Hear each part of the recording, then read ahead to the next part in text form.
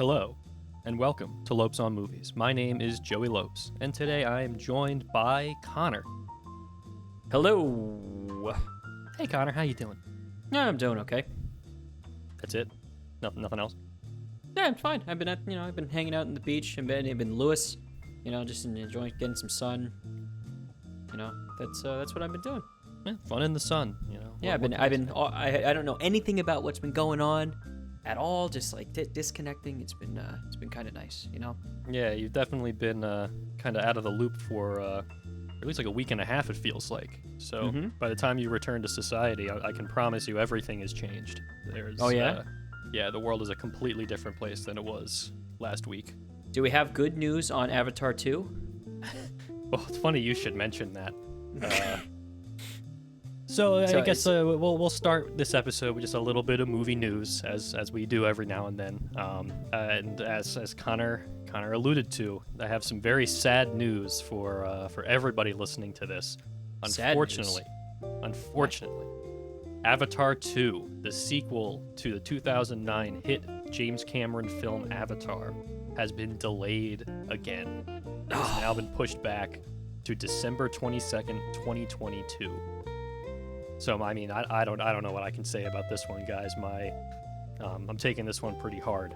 Yeah, I mean, me too. Of all the things that coronavirus has done, this has got to be at least I can't even say that. This is it's like totally like I'm sure he blamed it on the coronavirus, but like they're not this movie's not getting made. Are you kidding me?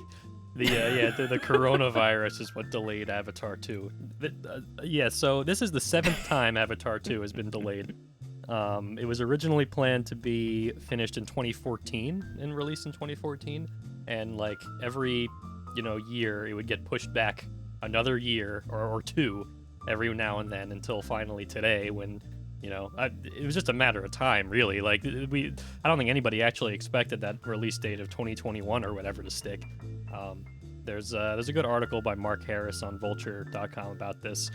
He's been like tweeting about the anniversary of the original release date for Avatar 2, like every year that it's passed. And so he's been following this saga for a while, so I recommend checking that out. And basically what he's trying to do is figure out like what's going on in James Cameron's head. Like, why is this happening? Why is Avatar 2 continually getting delayed? Like, yeah, we can blame the coronavirus for these delays, and that might have had some impact, but the fact is this is the 7th time Avatar 2 has been delayed. So there must be something else going on here. Personally, I think it's probably just hubris. I mean, I think James Cameron is trying to both one-up himself and one-up both Star Wars and Marvel and beat them at their own game by creating his own movie franchise that ends up being bigger and better. But the problem is that I don't think anybody still cares about Avatar or even wants these movies. So he really has an uphill battle here, and it seems like he's kind of shying away from the reality that at some point he's going to have to actually release this. Do you think that it's just that they like why don't they just say this is done? Like we're not making this. Like there's people that are working on this. Oh still, yeah. I know people that are working on it.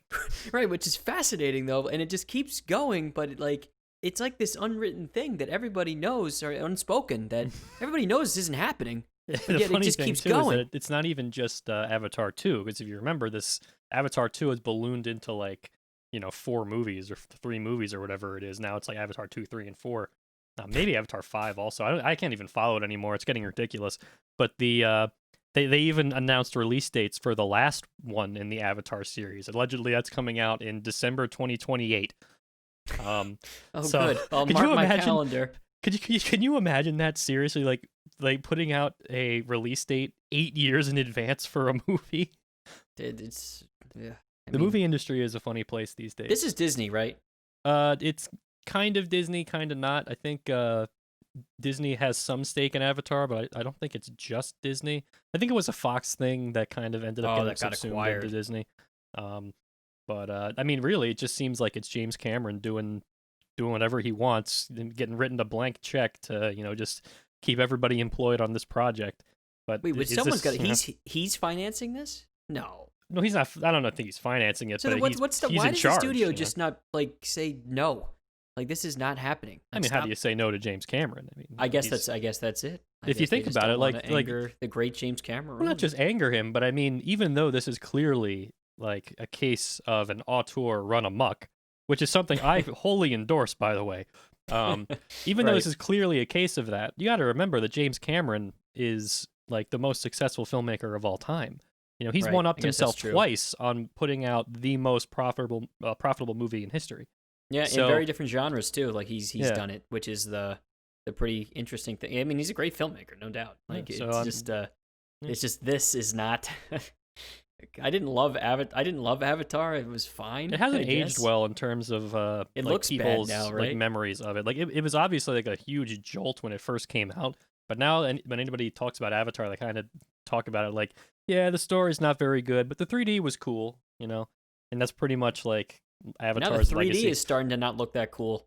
Yeah, so I Because don't it's know. getting old. So this thing Yeah, is going to have very little to stand on now. And the story is just, yeah, you're right. It's very old for a movie that came yeah, out not that long ago, I guess.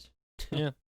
Well, here's what I'll say, James Cameron, I'm rooting for you. I hope you know, at some point you swallow your pride and decide to just, you know, be finished with this movie and put it out there for people to see, and you know, maybe people will like it. You know, like, hey, never doubt Cameron, right? Right, that's the way it goes. Okay. Maybe we should doubt Cameron at this point. All right. Let's talk about what we really want to talk about on this Lopes on Movies episode. So, in keeping with our tradition of watching old movies, we decided to watch this week a classic film from 1964. This is the first Beatles movie, A Hard Day's Night. Um, and there's a couple of reasons why we chose this movie to watch this week. But yeah, Connor, what we watched A Hard Day's Night. What do you think? I think that there's a very very specific reason why we picked A Hard Day's Night. Well, yeah. You know, I hate to shill myself on the radio, but at No, the it's same fine. time, I don't hate to shill myself on the radio. Everybody, please go to my YouTube channel. Um, Yes. no, so I recently completed a project I've been working on for like the past couple of months, where I recreated every guitar solo section from every Beatles song. So that's like 76 guitar solos that like I played every instrument except the drums, and made a video on YouTube where I play all the guitar solos. Incredible amount of work. I did this because if some of you might be aware, if you've been listening to the show for a while, that I play in a band that does this Beatle Fest project every year. That was canceled this year because of the coronavirus. But the gist of the project is that over the course of 6 nights we play every Beatles song. So it would have happened this year, but of course because of COVID-19, it did not. So I kind of felt like doing something else Beatles related, and that kind of resulted in this ridiculous project. So if you're curious about this and you like the Beatles, you know, maybe search up the video title is I Play Every Beatles Guitar Solo, and the YouTube channel is Jalopes TL, or Jalopes TL. And that is it for this self endorsement. Yeah. No, it is actually, all jokes aside, it's actually really great. It's totally. I don't know if anyone's attempted something like that before, where every single part is completely recreated with Yeah. musicians. Like you got people to come in and play the drums for you, and, Mhm. you played all the guitar parts. And I mean, it's you even did like there's some vocal tracks here and there for when it's in it for the solo, and you can even hear A Hard Day's Night, all the solos from that album. It's true, you can, and there's some very great solos on that album. Yeah, let me tell you. So A Hard Day's Night. Yeah, we watched this because I did this Beatles project, but I think there's kind of a stigma against movies like this that's really existed forever, right? Like the idea being like, okay, this is a media tie-in, right? Like the Beatles were really big at some point, and then some movie producer was like, let's cash in on this, put them in a movie, they make a bunch of money, right? And this was a tradition that had been happening for years before A Hard Day's Night had ever come out, right? Like where Elvis used to like be in a bunch of really garbage movies, right? So when you when you talk about like this with people that are not aware of the movie, their first thought is probably like, why would I watch a movie that's just like a movie starring the Beatles? That sounds kind of like cheesy and probably not very good. But people that are familiar with A Hard Day's Night will tell you, no, no, no, that's not what this is. This is actually a very historically significant movie that not only was a huge commercial success when it came out, but was critically acclaimed at the time as well. And is actually like a really, really important movie in like the history of history of movies and the history of just like pop culture. So it's something that it requires a little bit of context to understand why it's important to watch it. But really, that's the gist of it. So the basic synopsis of the movie: it's a fictional movie. It's not a documentary. It is a fictional movie that kind of fictionalizes the 2 days in the life of the Beatles, right? And the idea is like the boys are struggling to keep themselves and Paul McCartney's mischievous grandfather in check while they're preparing for a live television performance, right? Like that's the basic idea. And it was directed by Richard Lester, written by Alan Owen, and produced by Walter Shenson. And of course, it stars the Beatles: John Lennon, Paul McCartney, George Harrison, Ringo Starr, and yeah. So I think the important thing to keep in mind here is that A Hard Day's Night is not just a cynical media tie-in. By all accounts, it should have been that, but what this ended up being is actually a very unusual and kind of subversive movie. Not really unlike how the Beatles themselves were a very unusual pop act for the time, and it's the reason why they were so revolutionary. So let's just try to dive into this a little bit. Like, what makes this movie special? So, Connor, this is the first time you've ever seen this movie, correct? It is, yeah. So I mean, I've seen clips from it because there's so many Beatles documentaries and things out there. So I've seen clips, but not the movie itself. Because there's the movie has sections where it's like a music video of them playing the songs and stuff. No, it's great. And the thing it isn't just a cheap thing. There's really inventive camera work and lighting. Like there's one scene that I remember like vividly where I remember the lighting being incredible. It was for the song when they do the song "And I Love Her." I'm glad you brought that up. Yeah, and the lighting is just incredible, and it's like this is very impressive. Yeah, and, there's that iconic shot that kind of like 360 degrees around Paul McCartney that ends like in a profile that's shot, exactly and the what I'm light talking. is just like shining right at the camera. Right. Yeah. It's like they had, but that's not the only one of those. This is throughout the entire thing, and there's a loose story that's actually really fun with Paul McCartney's grandfather, who's just this like this like crazy like kind of goofy guy who's just trying to you don't really know what he's after. He's just kind of like he's just a troublemaker kind of guy too. And then it's kind of like a coming of age story for Ringo. Like weirdly, it kind of like he kind of gets like gets mocked and stuff for seemingly no reason, but like he's like not the one who's as outgoing as the others, so it's kind of like there's a whole section where he goes off on his own and kind of finds himself or something, but not really. It's just fun. Like it really is, and it's a great way to like get all the songs out there too, and they kind of tie in nicely. Instruments just kind of show up and they play them in certain sections, but it works. Like you're not like, that's weird, But it's good, and they're all for non-actors. They all do a very good job, I would say. Yeah, of course. Too. Yeah. So I love this movie. Obviously, I think like this is a perfect example of why I always say like I think the Beatles will always be cool, and like this movie does a great job demonstrating why that is. I think the music is and like the performance scenes are obviously what kind of like hold this thing together. But what really makes the movie greater than just that whole like cynical media tie-in is like the band translated seemingly so effortlessly into essentially like a comedy troupe format. Right. Like the producer Walter Shenson I mentioned earlier, he described meeting them for the first time like it was him, their manager Brian Epstein, and then the four Beatles like crammed into the small taxi. And he said it was like being like a Marx Brothers comedy. Like they're all like one-upping each other with just like one-liners, like right off the bat, right? So they had this kind of like natural humor to them that ended up being just like a perfect thing to translate into a comedy movie. So it really just kind of took that natural humor and exaggerated it almost to like Monty Python like level of stuff.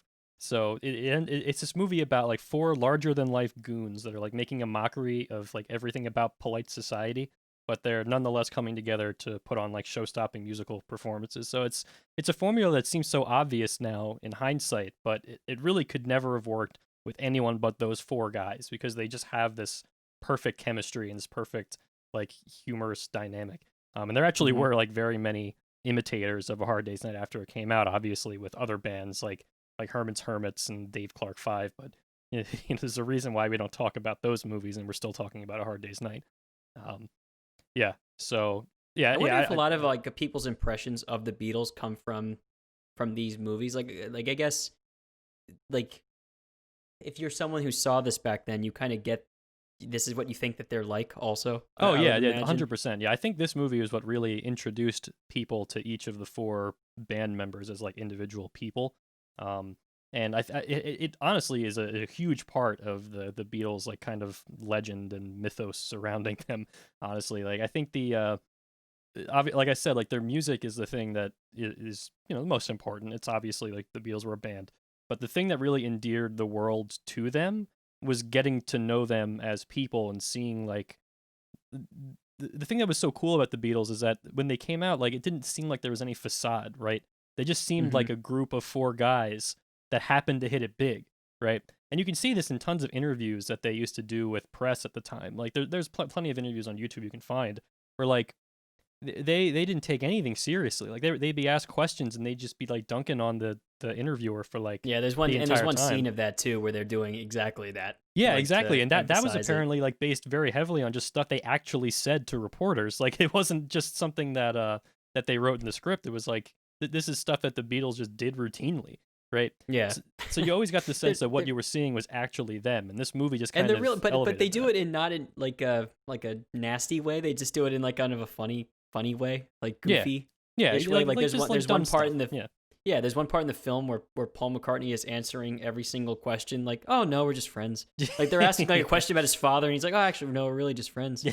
Yeah. It's like Or the it's reporter just asking George funny. Harrison, has fame changed your life in any way? And he's like, yes. Yeah, but the funny thing about that too is if you watch any interview with George Harrison, that's exactly how he is. In Yeah. he seems very like not like comfortable really in interviews as Yeah. much as the rest of them. But that would be exactly how he is. I mean, of But course, it's funny John too. Lennon's the funniest one. Well, but that's the thing. I never had that was the most stark thing for me is that I never got that impression of John because I see lots of John clips and a lot of them are from his post Beatles days, Sure. like in like all the music videos of him in New York in Central Park and in Battery Park City and everything, taking Hmm. in the music videos for those songs. And he never struck me as such a person with so much personality Oh like yeah. he is in this. Like it seems a little bit over the top, but I don't know. Maybe he was that way especially when he was younger. He got like really serious too. I thought, but Well, yeah, allegedly, like John was like probably one of the funnier, just like naturally funny Beatles members. Like, they all were, but like I feel like when you look at those like old interviews, like half the time it's John saying something stupid to interviewers and confusing them.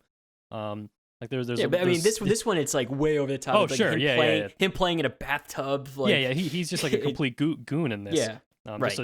Almost like a troublemaker himself. He's like a chaos Hmm. agent, Yes, yeah. But it's something that you could kind of get the sense for when you watch some of those early interviews with him, and this was just taken to the next level. But yeah, John Lennon's personality is he was actually the one that allegedly like the director and like people involved in the production liked the most from an acting perspective. And Richard Lesser, the director, actually cast John in another movie like, a couple of years later, just because he was such a natural actor. Like actually, a lot of people think the script for this movie that like a whole lot of it was ad libbed because of how it's structured. Like there's so many just like one liners and quips and things that seem Yeah. like completely off the cuff. Like 95% of it was actually scripted that way. It just Right. feels so natural. Yeah. But John I Lennon think John apparently did was look like one of the few that actually did do a lot of ad libs. John did look like the most natural actor. Yeah, I I feel would like it's say. him and Ringo. Yeah, and Ringo's good too. Well, Ringo has to be good in this because there's a lot of scenes where Ringo's just on his own. Oh Like yeah. it's now was a lot of it dubbed? It was or was it all dubbed after? I'm sure there was a lot of it that was. I mean, there's some Because lines you I can felt tell like are I could ADR. see it. Yeah, Yeah, yeah, it of looks course. but it looks good. Like it it totally works. I mean, I think throughout the whole thing. one of the things that makes the movie kind of like special is that it's really not just a kind of boring, day in the life of the Beatles. It has a very surreal edge to it. Like you mentioned, like there are scenes where like like for example, one of the first musical segments of the movie is they're in the back of a train playing cards, and then suddenly they all have instruments in their hands and they're playing right. music, right? So it has these kind of like weird surreal touches where those the continuity doesn't really exist there, but the idea is like he wanted like Richard Lester, the director, he wanted the movie to have that kind of weird edge to it to kind of heighten the experience of it a little bit. Like one of the first scenes in the movie, some like stuffy old guy joins the same train car, like the same room as what the Beatles are in, and of course like they're all clowning on him the whole time. And then there's like a brief moment where like they leave the room they were in, and then like you see them running next to the train, like banging on the window, like, hey, mister. Like George is like riding a bike or something. And then suddenly they're back inside the train, right? So it's like right off the bat, like it kind of gets you in the mindset of like, okay, this is going to be kind of a strange movie. And there's other like weird lines like that where like John Lennon seemingly like dissolving in a bathtub and then suddenly materializing outside of it. Like it's weird, but it keeps you on your toes, and that's part of the joy of it, I think. It looked like they were having fun doing it too. Did you like they did a bunch of these? Like, do you know if there's any? That's actually any history to that. A funny you mentioned that. I watched a lot of the making of like documentaries and stuff on the Blu-ray because I have the Blu-ray for this, and it's just so fun to look into. Apparently, the producer Walter Shenson, again, he showed his mother like a rough cut of the movie, and like 5 minutes into it, like she turned to him and said, I think this movie is going to be really successful because it looks like they're having a lot of fun, and that's going to be infectious to the audience. And I'm pretty sure like everybody says that the production was really great overall. Like I think the Beatles were approached a couple of times at this point in their career about doing movies because honestly, like this movie was developed before they became like a worldwide phenomenon, or at least the talks begun at that point. Like they were really big in Britain, but it wasn't until like they had Sullivan Show in America that they suddenly became like this huge worldwide thing. And I'm pretty sure they went on Ed Sullivan like right before filming for this started, so it was really kind of a perfect storm. But the idea was like the Beatles, they got a couple of offers to be in movies, but they didn't want it to be something that was just like those like those Elvis movies or those cheap tie-in things. They wanted to do something that was going to be actually interesting, and they clicked with Richard Lester, the director, immediately, and they kind of had like a similar idea of what they wanted the movie to be. So I think the end result was that like they were all on the same page and they were all having a great time like doing the kind of comedy movie that they wanted to do. And like I said, I mean the Beatles were like they themselves had a lot of personality and a crazy like huge sense of humor. So I think they were perfectly natural in this setting. This was 100% something that they were like down to do, and it comes across like so many people, like so many critics at the time, like compared it to like the Marx Brothers and stuff. Like it seemed like a legitimate professional like comedy film with people that knew what they were doing, even though like they're just like a pop group. But that's the magic of the Beatles, that they really were more than that. Their persona was something that really had a whole lot to do with their success, and a whole lot to do with why people found them as people so endearing. Yeah. I mean, it just seemed like they were having a good time. Are there any lines in particular you like? Oh my goodness, there's many. I really love George just in this, like how deadpan he is. I think he really works for comedy so well. Yeah. Like the one bit I really loved was when they have like the old guy in the cupboard, and Ringo goes in there and he goes, "Oh, there's an old guy in the cupboard," and then like they don't think much of it, and then George just goes over to it, opens the door, sees him, closes it, walks back, and then just sits back down and goes, he's right, I love like the little scene. pause too. Like it's like he sits down, he waits a second, and then goes like, "Oh, he's right." That's like, it. Just he's perfect right. timing. I think George would like. I think he would really. Maybe this even started it, but he had like a knack for this too, and he actually got. It's funny I think you brought up Monty Python before, because he became like a Monty Python producer. Oh yeah, he became a film producer later on. Yeah, he did. Yeah, so like he had appearances in those, so he definitely like loved this kind of thing for sure. too. So he definitely knew what he was doing when he was like putting in those like extra little pauses or whatever, like to emphasize things. And like I said, I love Paul's grandfather character in this. Such Like a ridiculous character. like him talking to Ringo in that scene where they tell Ringo that he has to look after him, and like he says he says the phrase that like that made me laugh, but I don't know what it quite means, but I think you can kind of infer when he talks about a pink-edged daisy. You never. I was like, that's not a term, right? Like it's just there's a lot of I think a lot of unique slang. Yeah, just slang and innuendos. Yeah, I love or whatever. Ringo in this. Yeah, Ringo's great, but Paul's grandfather. I like how they just like he just shows up. He's like, "Oh, that's my grandfather." He was that little old man. Oh, it's just my grandfather. That's not your grandfather. Your grandfather lives with you. Oh no, that's my other grandfather. I think everyone's entitled to two. Everyone has two. Yeah, it's just fun. Yeah, it's just like I said, it's like this effortlessly funny dynamic. Like I'm a big fan of the band dynamic and how they dunk on Ringo all the time, which is something that ended up being like a story element later in the movie where Ringo goes off on his own to find himself. But I love the it did. I love the moment where like a bunch of fan mail comes in and at first like there's none for Ringo and like they're all like kind of joking about that. Then a giant pile comes for Ringo and John's like must have cost you a fortune in stamps, Ringo. and George says something like, "Oh, he comes from a large family." like oh, poor Ringo, man. Like he's the idea was like, you know, the band, like none of them respect him, but like he's the favorite, you know, like he gets all the fan mail, he gets like all that. But yeah. Yeah. Oh wait, I do have something I want to say. Sure. And it's perfect that we save this for close to the end because I want to talk about the beginning. Sure. That very first scene, which is probably the sequence that most people know from this, if they have any knowledge of this movie at all, where they're getting chased by the giant crowd. Mm-hmm. That was a wild sequence where you have tons of people just following. It looked like the scene from the prison break scene from Hidden Fortress. Yeah. And like there's people like falling down and looking like they probably really hurt themselves too, but they just like did like they could never make something like that now. Yeah. And I think even Ringo falls at some point, like right at the not Ringo, it was George, I think. Yeah, in or the maybe beginning, George falls like right George at the beginning falls of that. over and it looks like he hurt himself, but he just gets back up and starts. He gets running right back again, up because he's got a giant crowd like behind him too. Like he's gonna get trampled. It's that was a crazy sequence. Yeah, that's probably the most like iconic sequence from the movie just in general, just because of how perfectly that describes the Beatles phenomenon at the time, you know. And like you know, they're all getting chased by their fans and just like laughing and like enjoying it, but at the same time they're constrained by their fame, like their freedoms are starting to get like kind of limited because they can't go anywhere because they have so many fans, they have so many obligations, right?